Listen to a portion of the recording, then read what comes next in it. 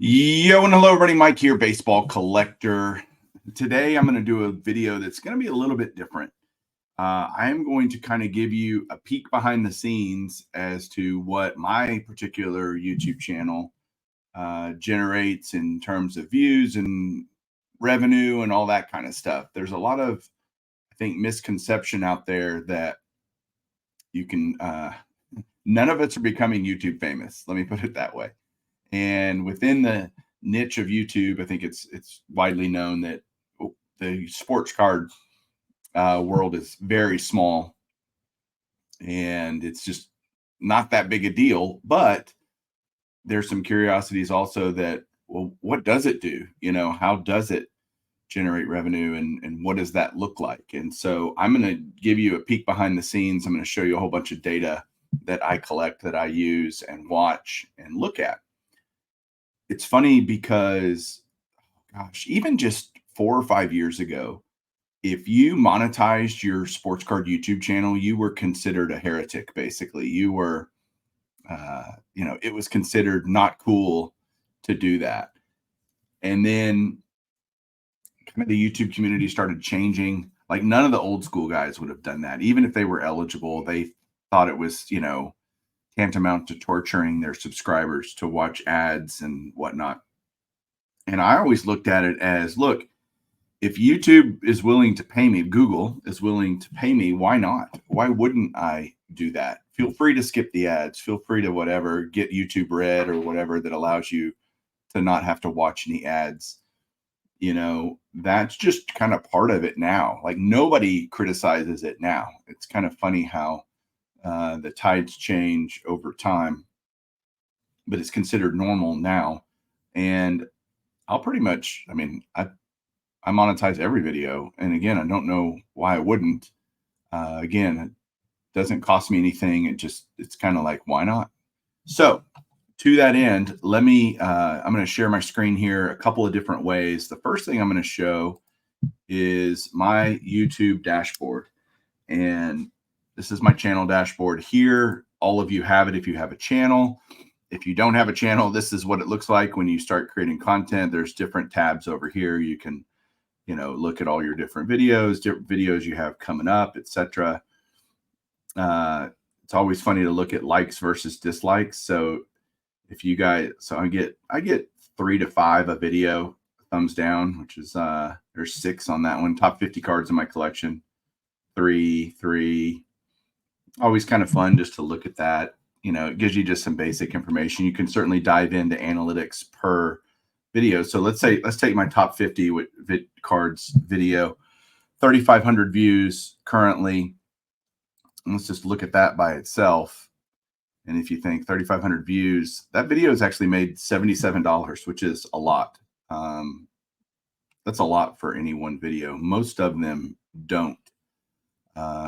And so people always say, well, what contributes to a video making money? Well, I think I kind of look at it a per view thing, and I'll show you how I do that later. But the more someone watches of your video, the more they're going to recommend it, the more they're going to have other ads in the middle, if you allow mid-roll ads, that kind of thing.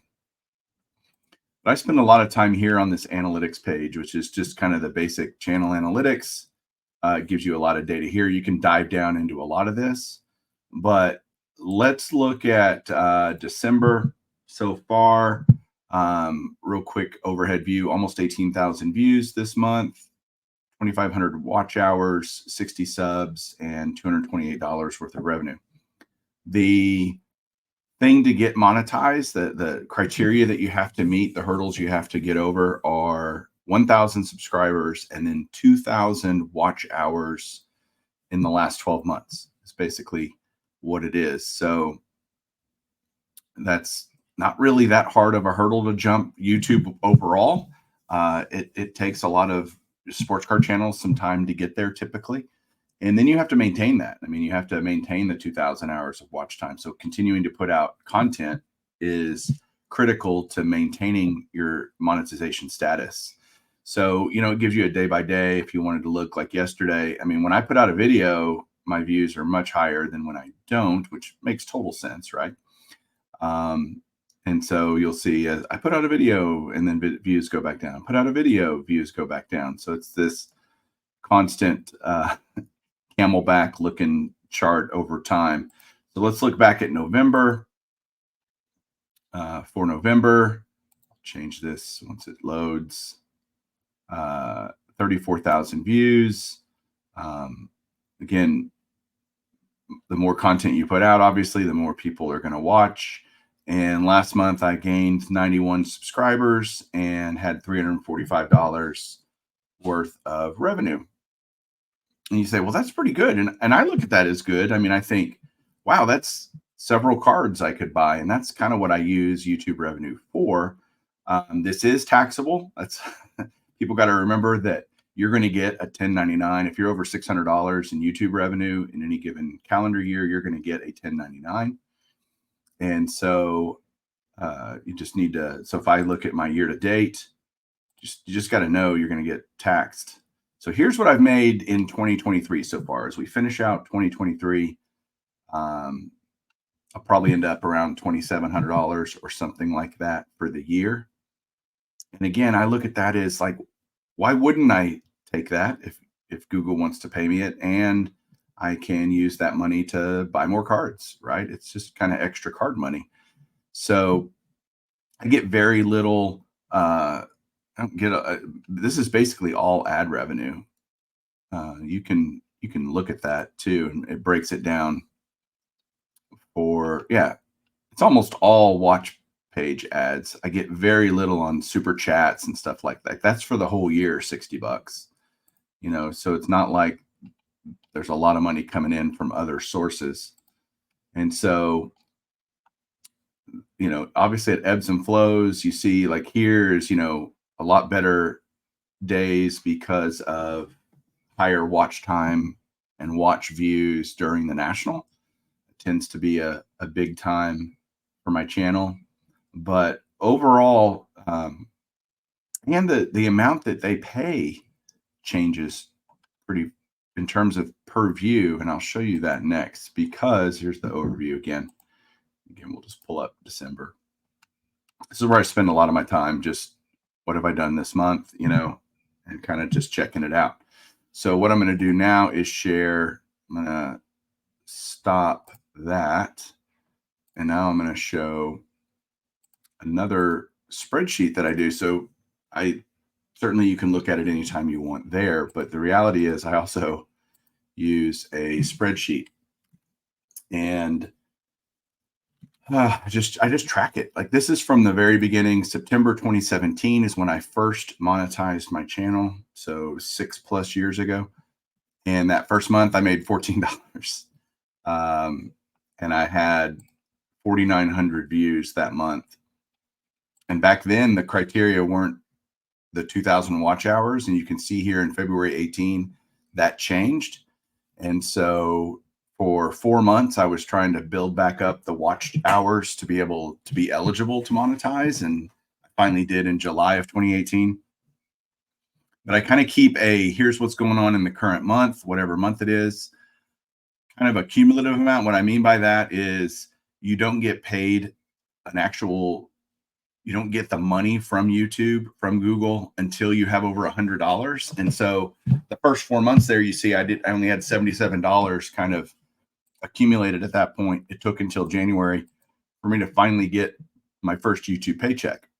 But then, okay, you make the money in January, but you don't get paid until the 21st of the next month. And you set up an AdSense account, and they simply ACH the money basically into your bank account. They direct deposit it into your bank account that you set up with them through Google.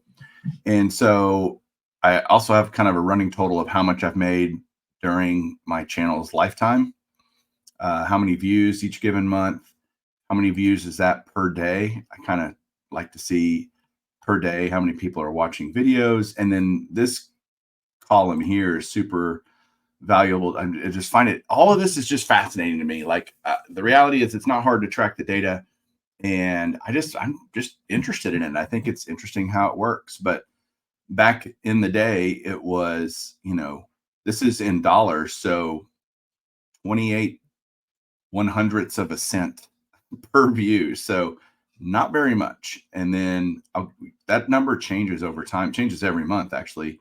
It is not consistent whatsoever. Then you've got daily average earnings. So again, making 47 cents a day, 30, you're not gonna retire on any of this stuff by any means. How many subs I'm getting per month. And then I started tracking kind of where I was and a percentage change in subs. So if we go down, let's go down all the way down to this year. Here's 2023 down here at the bottom. So far this year, I've earned $2,600. Over my lifetime of having YouTube is $8,795. Believe me, if you broke that down into an hourly rate, it would not be that impressive. As much time as I've spent creating and uploading and whatever videos, it's not in terms of like, you wouldn't want to do this for a living. But like last month, I earned almost a penny a view, like literally barely under a penny a view. Right now, it's 1 point so far in December, 1.25 cents per view. So every time somebody clicks on this, when you clicked on this video, the current rate that YouTube is paying out, it's I just earned a penny. So thank you. I appreciate that. And daily average of earnings. And so the red ones that you see, interspersed throughout are kind of the best I've ever done. Like the best month I ever had was December of last year, $418 in that month. And it was also the most revenue per view ever that I had. I stand a chance to break that this month. And I noticed that during the holiday season, the amount that YouTube and Google pay out is higher on a per view basis. So it's likely a reasonable assumption that Google is charging more for ads during Christmas because advertisers want to pitch their products. Companies want to be around during Christmas time for the shopping season. And so Google can say, well, yeah, you can, but it's going to cost you more. And then they pass on that to us, the content creators. So you can see over here, my best sub month was July of 2019. It's also my best view month ever, was that long ago, when I had almost 60,000 views in a month. There are guys that get 60,000 views on a video. So my channel is, again, pretty small in terms of the amount of people that actually watch the videos. I had this period right here where I went over to Bench Clear and kind of stopped making content on the Baseball Collector channel. So everything, as you would expect when there's no content coming out on a channel, I actually lost subs. People like, saying that they didn't want to be subscribed to me anymore. That lasted for however long this was, a little over a year, 13 months. And then I decided to be both Bench Clear and go back to Baseball Collector just to make more traditional collection videos, what stuff I'm getting and stuff like that, and left Bench Clear to be more of a hobby related channel versus a Mike's Collection channel. But once I came back over to Baseball Collector, the subs started picking up again. And you can see I've grown from 3,000 a few years ago, but it's kind of just the slow and steady, right? It's not like any given month I'm just killing it on new subs, but every month it just goes up a little bit. Every month about 1%. Like this month it went up 4. You'll see that like every July when I'm doing national content or early August, you have just a ramp up in views, a lot more people watching. This July was 57,000 views. A lot more people watching national content, as we all do. And then so I just kind of track all of this stuff because for me, it's kind of just fun to see how it all works. I find it very fascinating how the YouTube algorithm works as Claire decides to start barking. Hey, come here. She just got a bath, so she's all hyper. Come over here. Wow, so distracting. But yeah, YouTube, I just track it because it's fun and I like to see how the watch works. And I want to know, you know, kind of trying to figure out the silver bullet. I've never been able to, I think it's pretty much the same across the board in the YouTube community. I don't think there's anybody that's, our videos don't go viral where they're getting millions and millions of views. And it's just not part of the DNA for the sports card community. It just doesn't work that way. So, anywho, that is what I wanted to show you. I'd be happy to answer any questions if you have them down below. Please put them down there. I'm willing to be as transparent as I can. I thought I've never done this before, and I thought it'd be interesting to kind of put it out there and let you guys see how it all works. So, thanks guys for watching. We'll talk to you soon. Keep collecting.